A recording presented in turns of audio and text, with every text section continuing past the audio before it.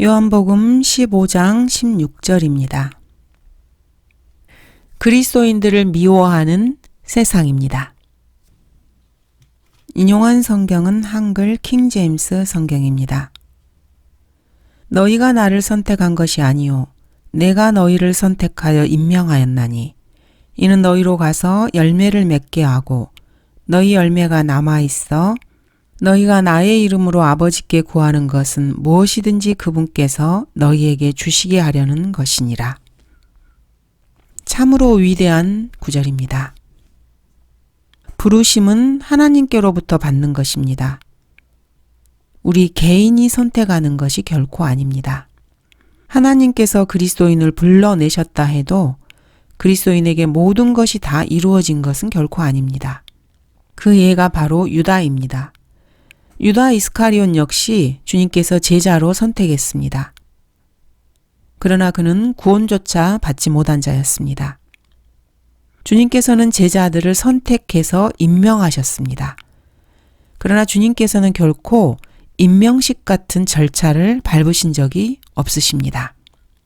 임명이라는 것은 사람들이 생각하는 어떤 의식을 따라서 공식적인 절차가 필요한 것이 아닙니다. 주 예수 그리스도께서 여러분 그리스도인에게 명령하신 일들을 여러분이 수행하도록 권위를 부여받았다면 그것이 바로 여러분을 임명한 것입니다. 세상 제독교에서 말하는 임명과는 완전히 다른 개념입니다. 제독교회를 오래 다닌 사람들은 이 개념을 잘 이해하지 못합니다. 그래서 신학교를 나와야 하고 전도사가 되어야 하고 집사나 권사가 되어야 뭔가 임명받은 것이라고 생각하고 그 직분에 매이게 됩니다. 그러나 하나님은 사람을 부르실 때 그런 식으로 부르지 않으십니다. 어떤 절차나 졸업장이나 임명식이 필요한 것이 아닙니다. 하나님의 자녀가 된 모든 그리스도인들은 사실 주님의 임명을 받은 사람들입니다. 지역교회에서 집사를 임명할 때 임명식을 갖습니다. 성경은 디모데전서 3장에서 집사의 직분을 갖는 자격에 대해서 이렇게 말씀하고 계십니다. 이와 같이 집사들도 신중하고 일구이연하지 아니하며 술에 임박이지 아니하고 더러운 이익을 탐내지 아니하며 순수한 양심 안에 믿음의 신비를 가진 사람이어야 하느니라. 이런 사람들을 먼저 관찰해보고 그 후에 비난받을 것이 없으면 집사의 직분을 수행하게 할지니라. 그들의 아내들도 이와 같이 신중하고 중상하지 아니하며 절제하고 모든 일에 신실해야 하리라. 집사들은 한 아내의 남편으로서 자신의 자녀와 집안을 잘 다스려야 할지니라. 교회 내 집사의 직분을 위한 자격은 집사 그 한 사람뿐만 아니고 아내의 자격까지도 말하고 있습니다. 반면에 감독은 감독의 아내에 대한 언급은 없습니다. 왜냐하면 감독은 목사로서 하나님의 부름을 받는 것은 감독 그 자신이고 집사 같은 경우에는 교회의 전체적인 일들을 관리해야 하기 때문에 그 아내의 자질 역시 중요합니다. 하나님께서 목사와 집사를 임명할 때 그들의 자격 기준을 성경에 기록해 놓고 계십니다. 목사의 자격은 하나님께서 그 사람 하나를 부르신 것입니다. 하지만 집사의 경우에는 교회 성도들과 여러 가지 일들을 도맡아 해야 하는 사람이기 때문에 그 아내의 자격까지도 중요한 것입니다. 이렇게 지역교회에서 집사를 임명할 때 임명식을 하는 것은 주 예수 그리스도께서 명령하신 일들을 수행하도록 부여하신 지역교회의 권위에 따라서 교회 회원들을 대표해서 집사로 임명된 사람에게 그 사실을 공개적으로 알리고 그 임무를 신실하게 수행할 것을 회중들 앞에서 공개적으로 서약하기 위해서 그러한 임명식을 하는 것입니다. 그 외에 다른 의미는 없습니다. 집사가 교회 내에서 다른 성도들에게 영적인 권위를 갖는 것은 아닙니다. 집사는 먼지 속을 달리는 자라는 뜻입니다. 그래서 목사가 말씀과 기도에 전념할 수 있도록 그의 육신적인 일들을 관리하고 그 일들을 처리하는 역할을 하는 것이지 교회 회원들에게 영적인 권위를 행사하라고 집사를 임명하는 것이 결코 아닙니다. 그러나 오늘날의 우리나라의 현실에서는 집사를 교회의 영적인 직분으로 여기고 다른 사람들에게 권위를 행사하는 자신보다 더 높은 자리에 있는 것으로 그렇게 여기는 지경에 이르렀습니다. 하나님의 자녀는 모두 주님의 명령을 수행하도록 임명을 받은 사람이라는 것을 명심해야 합니다. 목사나 집사나 소위 말하는 평신도들 역시 모두가 하나님의 제사장들로서 부르심을 받은 것입니다. 다만 교회 내에서 역할이 다르고 하는 일이 다른 것뿐입니다. 그리스도인들은 모두 하나님의 대사로 임명을 받은 사람들입니다. 하나님께서는 그리스도인들 모두에게 주 예수 그리스도를 대신한 대사로 일하게 하셨습니다. 대사의 임무는 하나님의 화해의 말씀을 온 세상에 전하는 것입니다. 즉 하나님께서 그리스도 안에 계셔서 세상을 자신과 화해하게 하시며 그들의 죄가를 그들에게 돌리지 아니하시고 우리에게 화해의 말씀을 맡겨주신 것이라. 그러므로 이제 우리는 그리스도를 대신한 대사들로서 하나님께서 우리를 통하여 너희를 권면하신 것 같이 우리도 그리스도를 대신하여 너희에게 간구하노니 너희는 하나님과 화해하라. 그리스도인들은 모두가 다 복음 전파자로 임명을 받은 사람들입니다. 목사만 복음을 전파하는 것이 결코 아닙니다. 그리스도인이라면 누구나 복음을 전파해야 합니다. 구원받고 하나님의 자녀가 된 그리스도인들은 모두가 다 세상에 대해서 병을 치료하도록 임명을 받은 의사의 역할을 맡고 있는 사람들입니다. 죄인들이 어디가 어떻게 아픈지 진단할 수 있습니까? 그 병을 치료하려면 어떻게 해야 되는지 처방할 수 있습니까? 여러분이 처방한 것에 대한 그 치료에 효과가 있습니까? 그렇다면 여러분은 죄인을 치료하는 하나님의 훌륭한 의사입니다. 어떤 그리스도인들은 교육 수준이 낮을 수 있습니다. 중졸일 수도 있고 고졸일 수 있습니다. 어떤 사람은 대학까지 나오고 대학원까지 졸업할 수도 있습니다. 그렇지만 이들은 모두가 다 그리스도인들이기 때문에 죄인들을 치료하는 영적인 의사들입니다. 너희로 가서 열매를 맺게 하고 이것이 바로 주님께서 그리스도인들을 대사로, 복음 전도자로, 영적 의사로 임명하신 목적입니다. 그리스도인들이 성령의 열매를 맺고 많은 사람들을 주 예수 그리스도께로 인도해서 구원받게 하는 것은 바로 우리 그리스도인들로 가서 많은 열매를 맺게 하기 위한 주님의 목적입니다. 성령의 열매는 사랑과 기쁨, 화평과 오래 참음, 친절과 선함, 믿음과 온유와 절제입니다. 이런 열매를 맺는 사람들은 그 사람이 자신이 그리스도인이고 하나님의 자녀로서 어떤 삶을 살고 있는가를 보여주는 그러한 열매입니다. 하나님께서는 그 종류대로 열매 맺는 씨를 가진 과실수를 창조하셨습니다. 여러분이 복음 전파자라면은 여러분과 같은 종류의 복음 전파자를 다시 재생산해낼 수 있는 능력이 있어야 합니다. 단순히 복음을 전파해서 그 사람을 구령하는 것뿐만 아니라 또 다른 사람을 자신과 같은 구령자로 만들 수 있는 능력이 있어야 하는 것입니다. 여러분이 성경교사라면은 여러분과 같은 종류의 성경교사를 다시 재생산해낼 수 있는 능력이 있어야 합니다. 여러분이 구원받은 사람이라면은 여러분과 같은 종류의 구원받은 사람들을 다시 재생산해낼 수 있어야 합니다. 이것이 바로 재생산의 법칙입니다. 여러분에게 이 법칙에 따라서 재생산해낼 능력이 없다면은 여러분은 자신에게 성령의 열매가 있는지 다시 한번 점검해 볼 필요가 있습니다. 만일 그렇지 않다고 생각이 되면은 성령의 열매가 여러분을 통해서 나타나도록 노력해야 합니다. 그리고 주님께 간구해야 합니다. 주님께서 여러분을 임명하신 또 다른 목적은 너희 열매가 남아있어 너희가 나의 이름으로 아버지께 구하는 것은 무엇이든지 그분께서 너희에게 주시게 하려는 것이라는 것을 기억해야 합니다. 여러분이 주 예수 그리스도의 보혈을 통해서 거듭나고 새로운 사람이 되었는데 여러분과 같은 종류의 거듭난 사람을 다시 재생산해내지 못하고 있다면은 여러분은 이 재생산의 자연 법칙을 어기고 있는 것입니다. 아니면은 그 법칙을 순종하고 따를 만한 능력이 심각하게 결여된 것입니다. 불임인 사람은 어떤 심각한 병적 원인이 잠재해 있기 때문에 불임입니다. 육체에 뭔가 잘못된 것입니다. 생식 기능이 잘못된 것입니다. 육신의 재생산 능력이 잘못되었다면 치료를 받아야 합니다. 영적 재생산 능력이 고장이 났다면 이 역시 치료를 받아야 하고 얼마든지 치료할 수 있는 병입니다. 하나님께서는 일하는 소에게 재갈을 물리지 않으십니다. 모세의 율법에 기록되기를 곡식을 밟아 떠는 소의 입에 재갈을 물리지 말지니라고 하였으니 밭가는 사람은 소망을 가지고 갈아야 하며 소망을 가지고 곡식 떠는 사람도 자기 소망의 참여자가 되어야 하리라.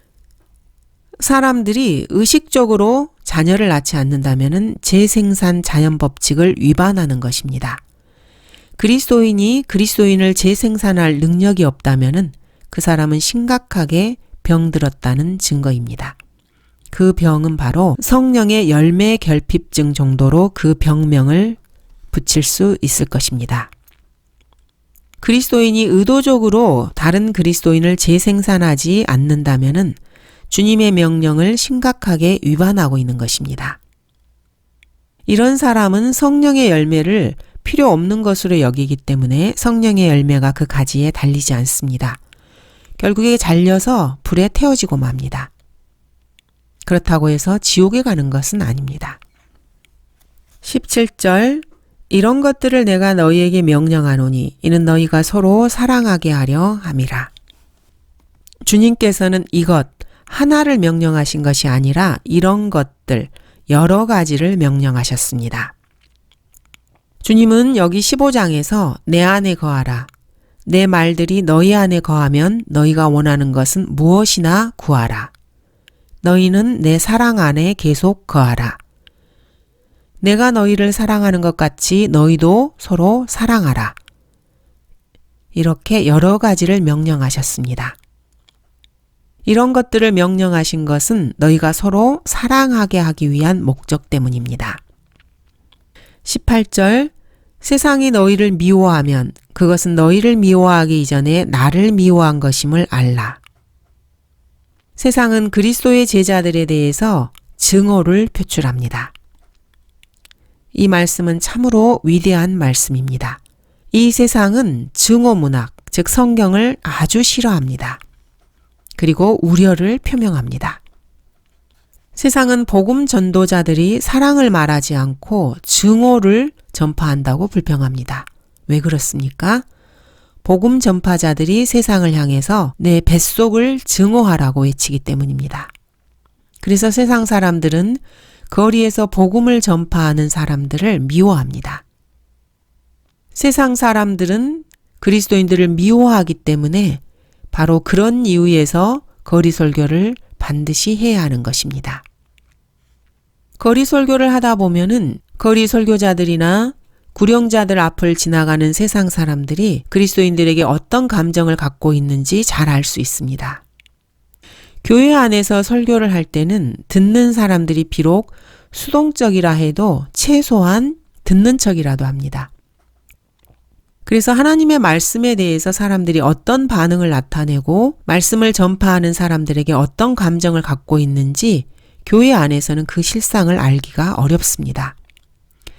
그러나 교회 밖에 거리에 나가서 불특정 다수를 향해서 세상을 향해 말씀을 전파하게 되면은 세상 사람들이 그리스도와 그리스도인들에게 어떤 감정을 가지고 있는지 쉽게 알 수 있습니다.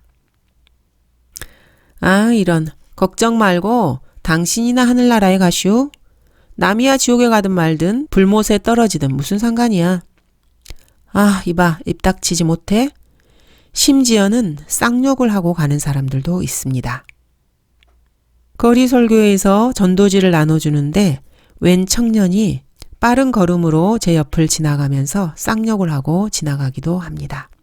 또 어떤 사람들은 온몸으로 전도지 한 장을 받는 것을 거부하기도 합니다. 하나님의 은혜의 복음이 들려있는 이 전도지 한 장이 그렇게 그들에게는 증오의 대상이고 두려움의 대상일까요? 이렇게 세상 사람들은 자신들이 죄인이라는 것을 이런 식의 태도를 통해서 솔직하게 드러냅니다.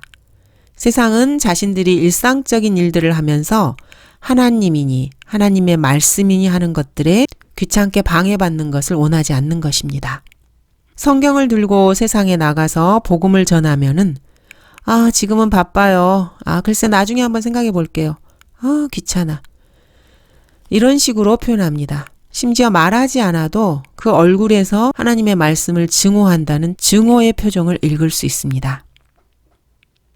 어떤 사람은 전도지를 받은 즉시 바닥에 던져서 발로 밟기도 합니다. 아니면은 근처 휴지통으로 달려가 집어넣기도 합니다. 세상 사람들은 복음을 전파하는 그리스도인들을 아주 싫어합니다.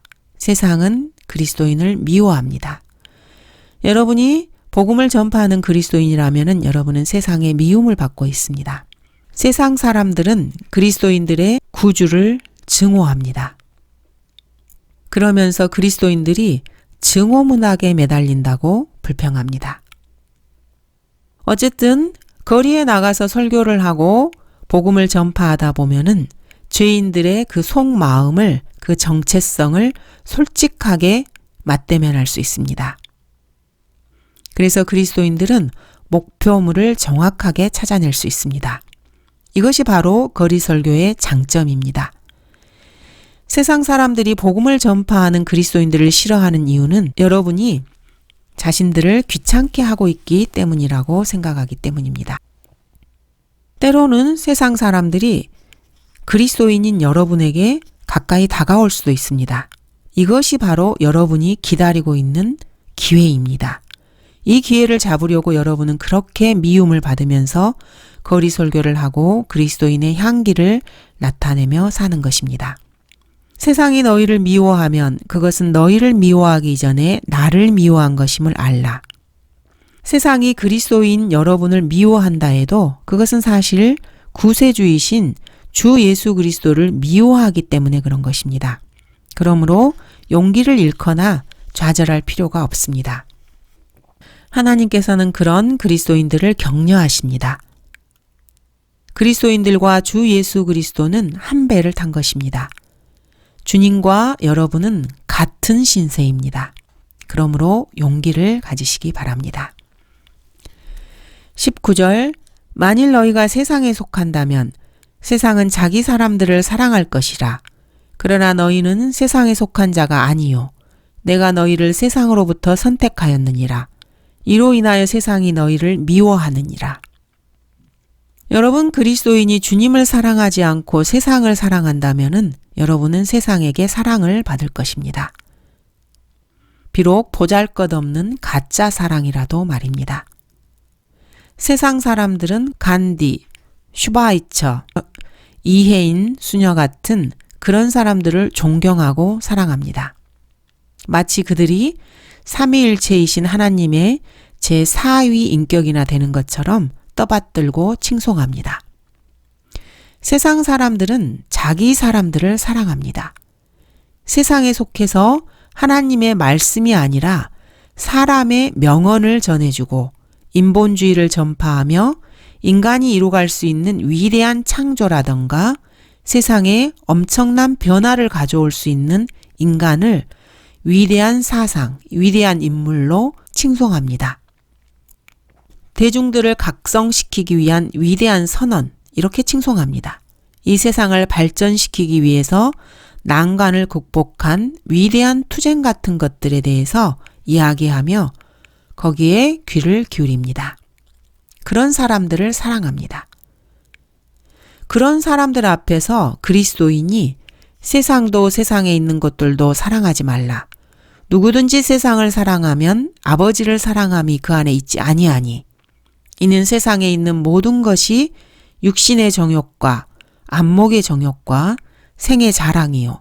아버지께 속한 것이 아니라 세상에 속한 것이기 때문이라. 세상도 세상의 정욕도 사라지지만 하나님의 뜻을 행하는 자는 영원히 거하느니라 라고 외치고 있다면은 그런 사람들이 세상으로부터 사랑을 받을 수 없는 것은 당연합니다.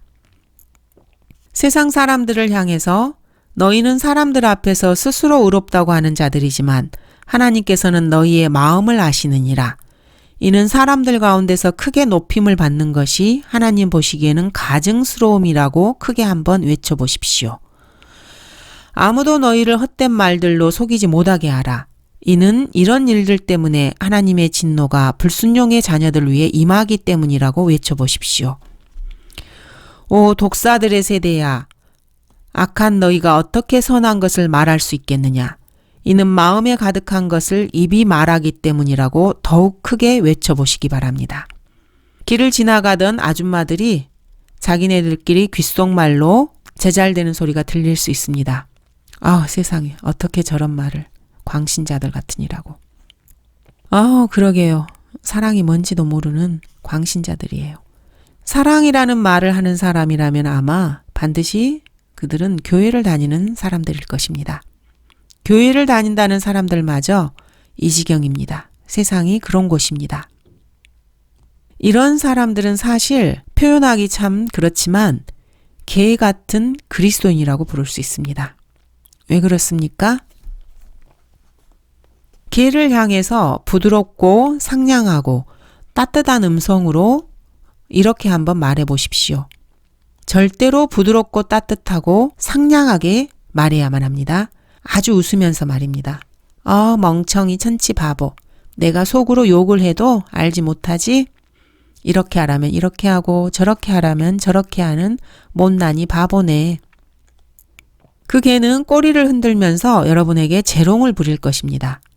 자, 그런데 이번에는 험상궂은 얼굴로 개를 노려보면서 소리를 버럭 한번 이렇게 질러보십시오. 반드시 험상궂은 표정을 지어야 합니다. 야, 사랑스러운 착한 개야. 나는 너를 사랑한다. 나는 너를 정말 정말 사랑해. 이 말이 미처 끝나기도 전에 개는 입가에 험상궂은 주름살을 잔뜩 짓고 송곳니를 드러낼 것입니다. 그리고 으르렁대며 덤벼들 수도 있습니다.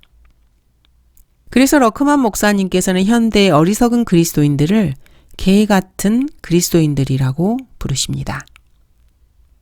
개들과 비슷한 면이 있기 때문입니다. 현대 그리스도인들이라고 하는 사람들은 도무지 설교 내용에는 관심이 없습니다. 목사의 표정, 몸짓, 음성, 고저장단, 부드러움, 외모 이런 것에만 관심을 갖습니다. 그래서 요즘 목사들은 주일날 교회 예배 때 설교를 할 때는 절대로 언성을 높이지 않습니다. 아주 잔잔하고 부드럽고 온화한 음성으로 사랑하는 성도님, 주님께서는 여러분들을 정말로 사랑하신답니다. 이렇게 설교를 합니다. 설교자의 입에서는 와, 얼마나 아름다운 형제입니까? 정말 선하고 선한 자매입니다. 오 하나님, 우리 교회가 이렇게 아름답고 선한 형제 자매들로 가득 차게 해주셔서 정말로 감사드립니다. 이런 말을 주구장창 합니다. 오 하나님의 은혜여, 형제님의 사업 위에 풍성하게 쏟아 부어지기를 바랍니다. 오 자매님의 가정에 하나님의 축복이 가득하기를. 목사라는 사람들의 입에서는 이런 말들만 나옵니다. 그리고 또 이렇게 말합니다.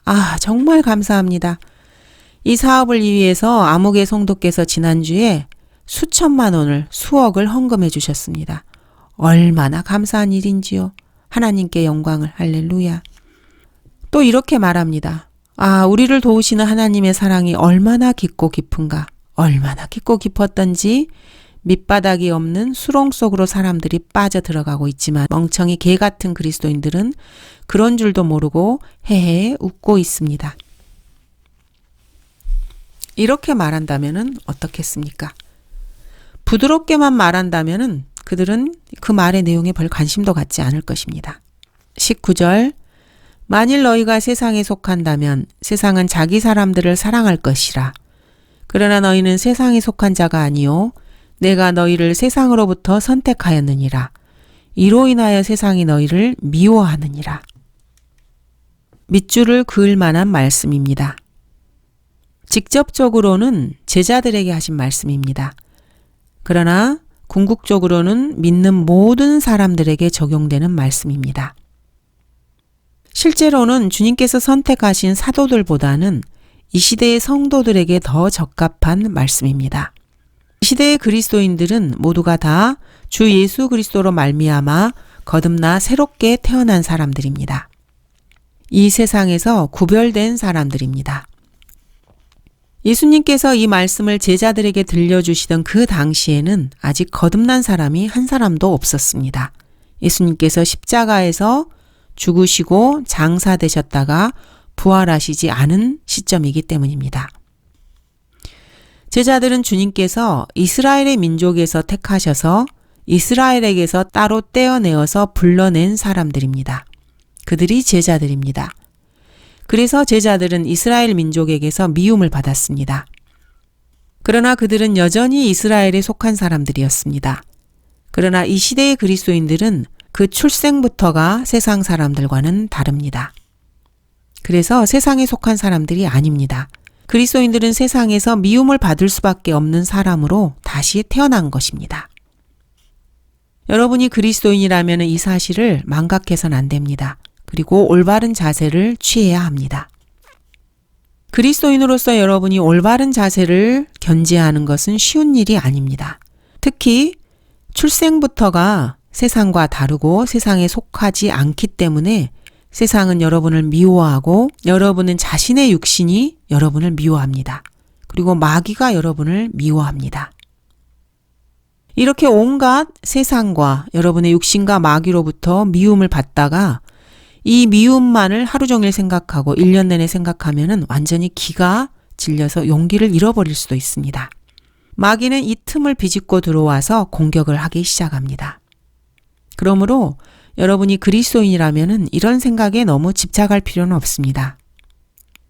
그리스도인으로서 세상에 대해서 부정적인 시각을 가지고 세상에 대한 경계심을 갖는 것은 당연하지만은 세상에 대해서 너무나 지나치게 부정적인 생각에 집착하다 보면은 마귀가 이것을 이용해서 그리스도인을 쓰러뜨리는데 사용합니다.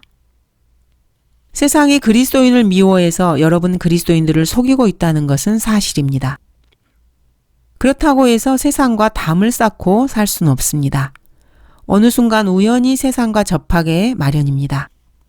또 세상 사람들과 어울릴 수밖에 없는 그런 경우도 있습니다. 그렇다고 해서 세상 사람들이 모두 그리스도인을 속이거나 미혹하고 유혹하는 것만은 아닙니다. 세상 사람들과 사이좋게 지내도 별 무리가 없어 보일 때도 많이 있습니다. 그리스도인으로서 여러분이 지금까지 가정, 교회, 그리고 자신의 영역에 갇혀 있으면서 바깥 세상에 대해서 지나치게 경계할 필요는 없습니다.